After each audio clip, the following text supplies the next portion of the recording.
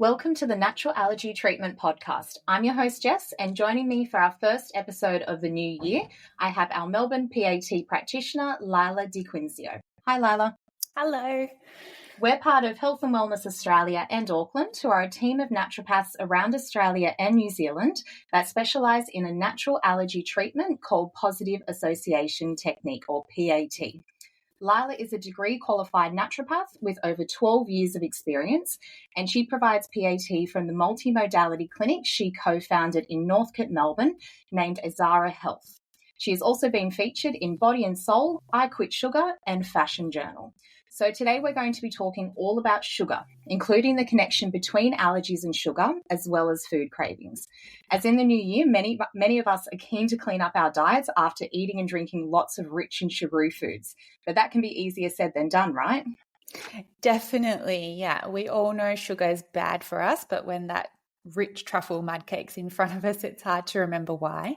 So it basically comes down to two major mechanisms, immunity and inflammation.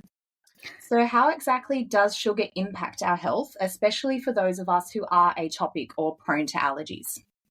So unfortunately, allergies have both this immunity and inflammation pathways in common.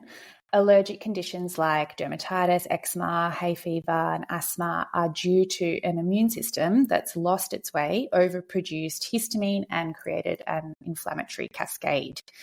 So we've got lots of studies that show us that Western diets containing high levels of sugar, processed foods, and fat contribute to immune dysfunction and can tip the balance in favour of the Th2 inflammatory pathway, which is the one that can lead to allergies. So on the flip side, the protective diets are those that contain good fats, fibre, antioxidants, and minimal sugar, like the whole food Mediterranean diet. So there are more specific studies as well, which link sugar and allergic conditions. One showed that drinking sweet drinks, so being those that contain added sugars, in kids as young as 2 years old was associated with a higher incidence of food allergies, eczema, and hay fever. And another study showed high sugar diets specifically increasing inflammatory cells in the skin, so likely contributing to that skin thickness that we can see in allergic dermatitis a lot of the time. Higher sugar intake has also been linked with a higher incidence of asthmatic symptoms due to increased allergy markers, lowered immunoprotective factors, and therefore an increased susceptibility of the immunity of the airways to allergic inflammation. And then outside of their influence on allergies, the impact of dietary sugars and processed foods on our health is so well documented, showing their effect on inflammation, oxidative stress, alteration of the gut microbiome, gut permeability, and reduced immune function. So dangerously excessive sugar intake or high carb intake can actually end up as insulin resistance, which is a pre-diabetic condition which can contribute to metabolic disease, incorporating weight gain, cholesterol imbalance, and diabetes, as well as contributing to polycystic ovarian syndrome, PCOS or PCOS, acne, and candida. So there are many, many reasons to learn about blood sugar management for so many aspects of well-being. And can we also have an intolerance or sensitivity to sugar? Yeah, so sugars and starches are actually one of the more common PAT treatments that we do in the clinic. So reactions to sugars and starches in foods can contribute to a variety of symptoms and skin and digestive issues in particular. So this includes all naturally occurring sugars in foods as well, such as lactose in milk and starches in potatoes and rice, anything with a carbohydrate component. Many listeners might have also heard of FODMAPs, which are essentially sugars that can ferment in our gut and can cause issues for sensitive people. So we usually need to address sugars and starches first when we're working with multiple food sensitivities, particularly to milk and grain products. And interestingly, sugar cravings can actually be a sign that you might have an intolerance or sensitivity to sugar. So if sugar causes all this havoc in our bodies, why do we tend to crave it? Is it psychological or biological? Yeah, so on a very basic level, we crave sugar for energy. When the blood sugar drops, fatigue, lack of motivation, irritability, the brain fog all set in, and the body receives this signal that we need a new hit of sugar to keep going. So the best way to counteract this is to aim for stable blood sugar levels, so avoiding the spike and then the inevitable crash. And that is partly why sugar becomes addictive, so we can unknowingly create this biochemical requirement for it. And there have been also studies on the addictive nature of sugar, which have shown that there are similarities in both behavior and brain changes when we compare addictive drugs and sugar. So sugar triggers the body to release opioids and dopamine, which are two brain chemicals involved in making us feel good. So when they drop, so does the good feeling, and then we're left wanting another dose. Another big reason why we can't stop thinking about the sweets is candida. So candida is this naturally occurring species of yeast which naturally inhabits our bodies but at low levels. And when it overgrows, we call it an opportunistic infection. So one that will gladly take up room if given the chance by an imbalanced microbiome. Other gut microbiome disruptions like the presence of parasites can also lead to sugar cravings. So there can be lots of reasons why there's a disruption in the microbiome favouring a candida bloom. Some of these would include when we have a diet that's more consistently high in sugar, which would be inclusive of sweets, starches, carbs, and also alcohol. Also when we're stressed or have an infection or poor immunity or even antibiotic use. So because candida thrives in an oxygenated environment, it particularly loves to grow in exposed parts of the body, such as the vagina, which we call thrush, or mouth, being oral thrush, but can also commonly be found in the colon or small intestine, which we call small intestinal fungal overgrowth, or SIFO. So if you've ever had a significant overgrowth of candida, you will understand all too well the havoc that it can wreak. Major fatigue, brain fog, mood swings, gut symptoms like bloating or stool changes, and or local symptoms like itching and discharge. And some might say the most annoying symptom of all is irresistible sugar cravings.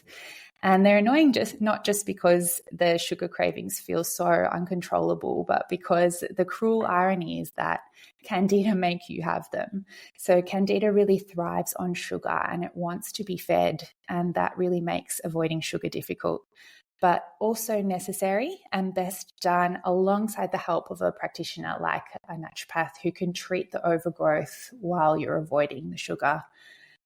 Getting on top of the candida overgrowth properly is really key to targeting the symptoms and also preventing them from returning. So there really are some biological processes underlying these cravings, which is somewhat comforting. But we've also had many clients over the years tell us that they struggle with not only sugar cravings, but also often crave the foods they know they react to. So what's that all about? So the addictive nature of some foods can be why we can sometimes crave the foods that we're intolerant to. If you've ever experienced a reaction to something and you know you should stay away, but at times it's all you can think about, part of this is often because psychologically we tend to want what we can't have, but there might also be a physiological basis to it as well. So some foods like dairy and gluten actually contain compounds called casomorphines and gliadorphins, tricky word, known to trigger an opioid response in the brain, which is linked with reward and addiction. So because that makes us feel so great, removing them from the diet can sometimes create this withdrawal effect and leave the body craving more, which is why it's so tempting to polish off that cheese board in front of you. And interestingly, one study even suggested that this might be the reason why so many people with celiac disease, which is a known immune response to gluten, don't actually experience symptoms. So they're theorizing that it's possible that it's this opioid effect that could be masking the harmful effects of gluten.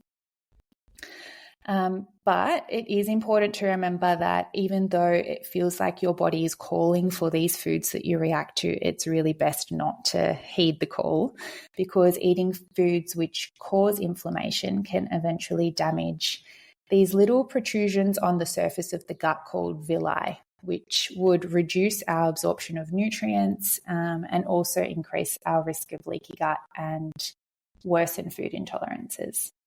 And can this inflammatory response also contribute to more cravings?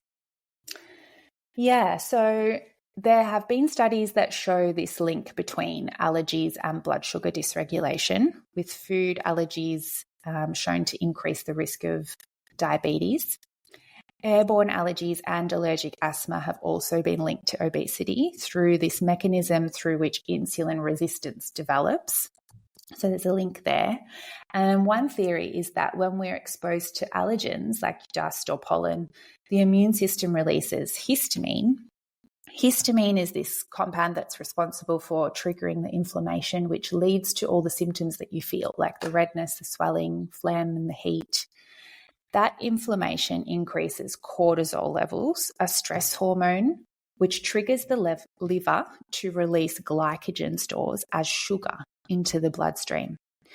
So this whole mechanism is designed to give us more energy to help us deal with the stress, which can be really good short term, but chronic stress can then contribute to more longer term blood sugar imbalances like insulin resistance and these blood glucose spikes, and therefore more sugar cravings. And this may actually explain why so many of our clients struggle with sugar cravings and often notice that they shift when we address sugar and their other triggers with PAT. So we all know that we need to manage our sugar intake, but how do we go about that when dealing with these sugar cravings? Yeah, good question. So as naturopaths, we've got lots of different tools in our belt for addressing sugar cravings. The most sustainable ones are the healthy dietary hacks, which set you up for really balanced blood sugar levels, and that has in turn a beneficial effect on a whole range of different health aspects like energy, moods, metabolic health, skin, hormones, gut health, and weight balance. So there's been research using continuous glucose monitors to measure daily glucose patterns that tell us that the spikes in the glucose have even greater implications on health than a higher but steady level of glucose. So this is a really important reason why maintaining stable blood sugar is a priority for health, as well as minimizing the sugar cravings. So when it comes to stabilizing blood sugar and reducing cravings, could you start with some of those dietary hacks you mentioned? Yeah. Okay. So firstly, the important thing is to focus on the balance of your meal and even the order that you're consuming the foods. So when we're eating the carbohydrates, combine them with a protein, fiber, and good fats to help slow the absorption of the sugar into the bloodstream. Just like how we know we shouldn't drink alcohol on an empty stomach, we can start to think of sweets in the same way.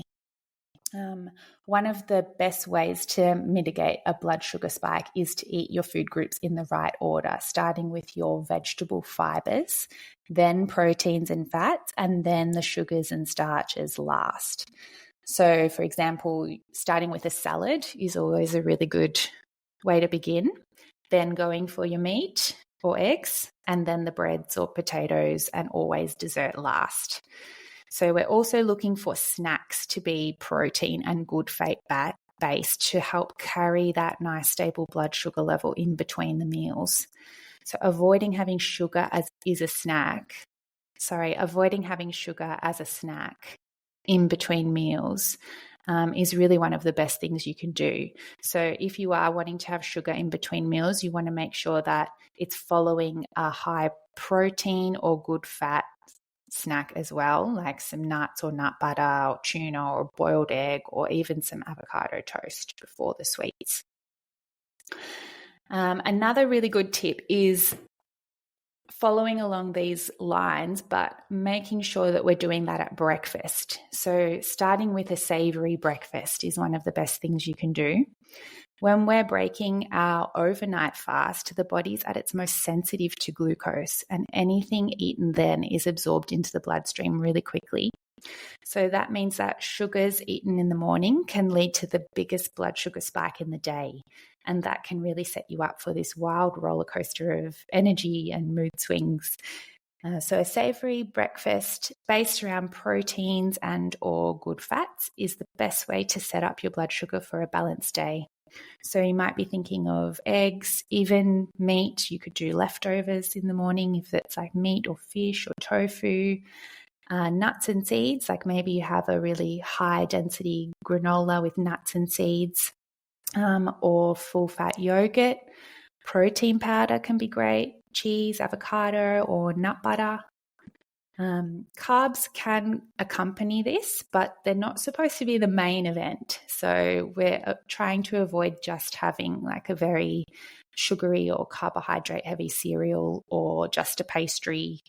And then some carbs are definitely better than others. So you want to choose sourdough or wholemeal or seed breads or steel cut oats. If you do want something sweet, whole fruit is the best option, especially in the morning, because it contains the fiber to slow that absorption of sugar into the bloodstream. But whatever sweet treat you choose, just make sure you eat it after your protein and good fats. And then in very last place comes coffee. So even though it might be nice to start the day with that coffee, if you're aiming for balanced blood sugar levels, drinking your coffee about 30 minutes after your meal is a better way to reduce that glucose spike. So another great tip is to begin your meal with some vinegar. So there's lots of emerging research lately on vinegar showing that the acetic acid in it helps us digest carbohydrates more slowly. So it puts the brakes on that entry of sugar into the bloodstream and therefore helps to reduce that glucose spike. So this would be looking like drinking a tablespoon of vinegar diluted in a glass of water before your meals. That's all it needs to make a really big impact on the blood sugar levels.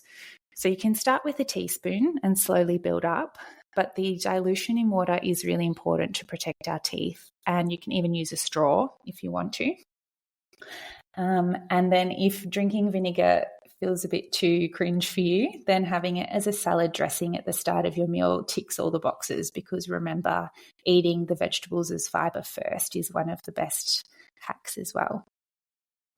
And then, to sweeten this deal even further, apple cider vinegar actually has some good studies on it to show it can help reduce cholesterol and encourage weight loss, assist with that PCOS, and it also helps support digestion.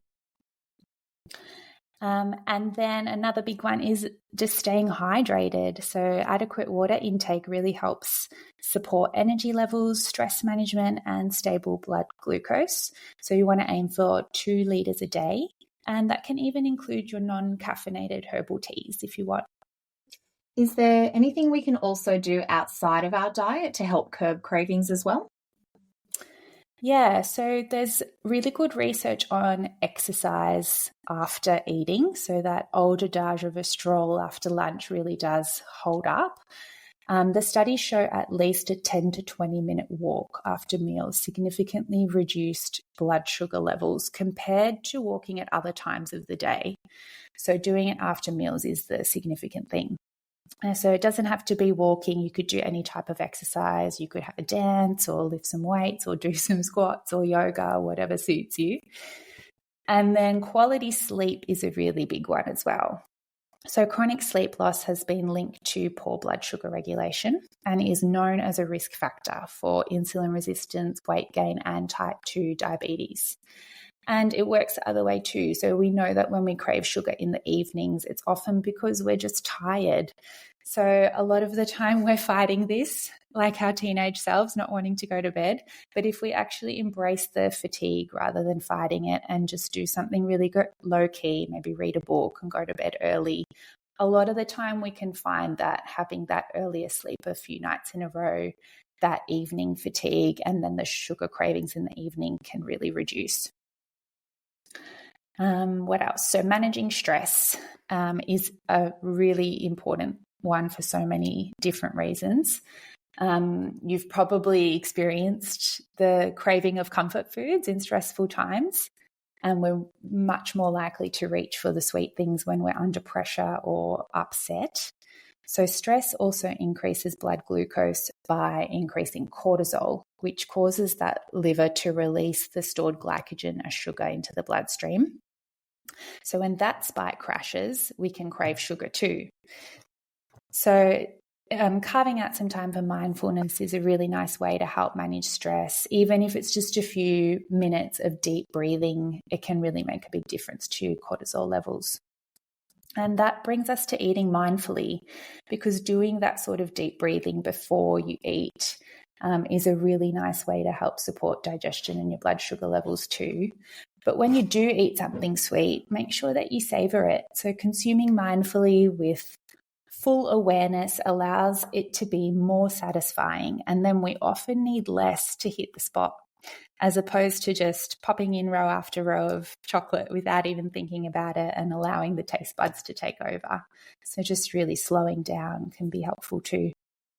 And then out of sight, out of mind. So put simply, don't buy the refined sugar when it's not in the house. You're more likely to turn to your alternatives like fruit or maybe some homemade cookies or dark chocolate, or even doing something instead of eating something. That out of sight, out of mind has to be the best one for me by far. As soon as there's chocolate in the house, the temptation is there. So that's a really good one. I'm the same. And can you also provide extra support in a naturopathic consultation if someone is still struggling to get these cravings under control?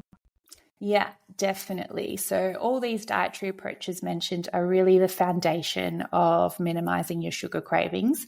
But if you feel like you're already doing these and you're still craving sugar, or if you're finding it really hard to make those changes, then a naturopath can definitely help you to look at some other approaches and supportive options. So often we start with blood testing, so we can really see what's going on there, like fasting insulin, fasting glucose, HbA1c can all be helpful to just get a picture of where supplements and dietary changes might be most beneficial. And then we've also got other testing options available. So really comprehensive functional testing like stool tests can help give us insights into the impact of our diet and gut health on cravings and allergies and microbiome balance and overall well-being. So if you think candida could be a driver of your sugar cravings, then working with a GP and a naturopath to diagnose and address it is important. We've got targeted antifungal herbs and probiotics and lots of dietary and supplemental support for the whole microbiome to help reduce that opportunity for candida to overgrow.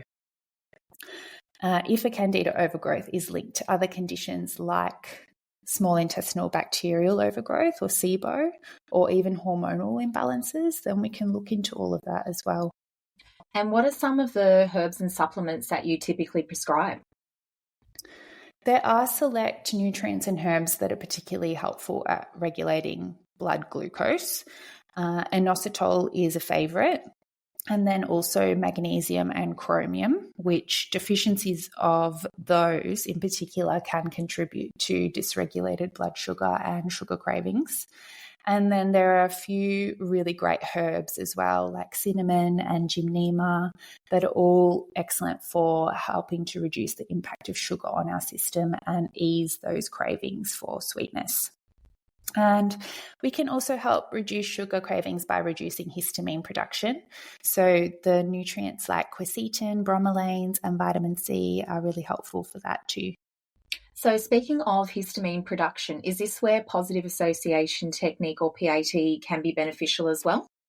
Yes, absolutely. So PAT retrains the system by utilising naturopathy, kinesiology, and acupressure to work on both the major nerve bundles, either side of the spine, and major acupuncture points.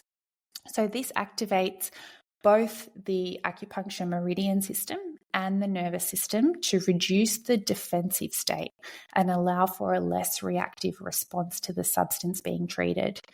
Recalibrating, desensitizing the body to create a positive association with the allergen instead of an overreactive one. So a PAT sugar treatment can help reduce cravings for sugar and improve the body's response to sugar. PAT can also help address the impacts of yeasts by reducing sensitivities to yeast in the body like Candida. So if you'd like to learn more about positive association technique or PAT and see if it is right for you, you can visit our website, naturalallergytreatment.com.au, for more information and bookings for all our clinic locations around Australia and New Zealand. And for more information about a naturopathic consultation with Leila, you can visit her website, leiladiquinzio.com. So thank you for joining me today, Leila. It's been really interesting to learn about the biological drivers of sugar cravings, and thank you for sharing your tips with our listeners, as I'm sure they'll get a lot out of it. Do you have any final thoughts that you'd like to share? Yeah, sure. So I guess just a lot of talk about sugar cravings, but let's just remember that craving and consuming sugar doesn't make you a bad person. And all those delicious desserts should definitely be able to be enjoyed in moderation and without guilt, because life is about having fun after all. Thanks for having me, Jess. I agree. So thanks to our listeners, and be sure to subscribe to our channel, as we have lots of interesting pieces in the works for this year as well.